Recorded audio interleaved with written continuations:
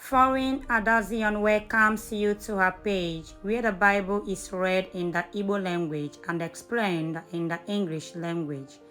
Igbo language teaching also takes place here, along with other educational teachings.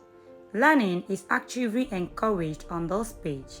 Today, we'll be reading the book of Genesis chapter 1 verses 1 through 10, Igbo Introduction. Foreign Zion na-anabata unu niile na peji ya, ebe a na-agụ akwụkwọ nsọ n'asụsụ Igbo ma na-akọwa ya n'asụsụ Bekee.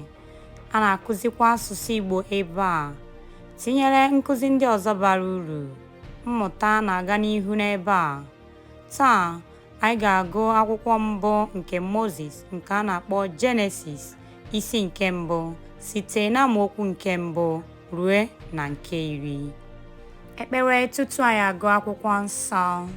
Mmụọ nsọ nyere m aka ige ntị. Mmụọ nsọ nyere m aka ịghọta ihe. Mmụọ nsọ nyere m aka icheta ihe site na Jizọs Kraịst bụ onye nwe anyị. Amen. Ma ọ bụ, mmụọ nsọ nyere m aka ige ntị.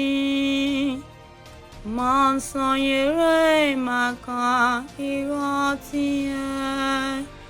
Mmụọ nsọ nyere m aka icheta ihe site na Jizọs Kraịst bụ onye nwe anyị.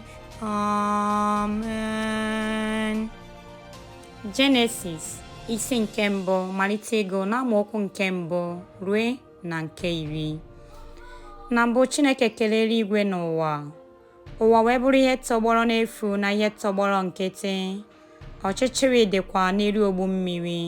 Mmụọ Chineke na-erugharịkwa n'elu mmiri. Chineke wee sị ka ihe dị, ihe wee dị. Chineke wee hụ ihe ahụ na ọ dị mma. Chineke wee kpaa oke n'etiti ihe ahụ na ọchịchịrị ahụ. Chineke wee kpọọ ihe ahụ ehihie, ọchịchịrị ahụ ka ọ kpọkwara abalị. Anyasị wee dị, ụtụtụ wee dị, bụrụ otu ụbọchị.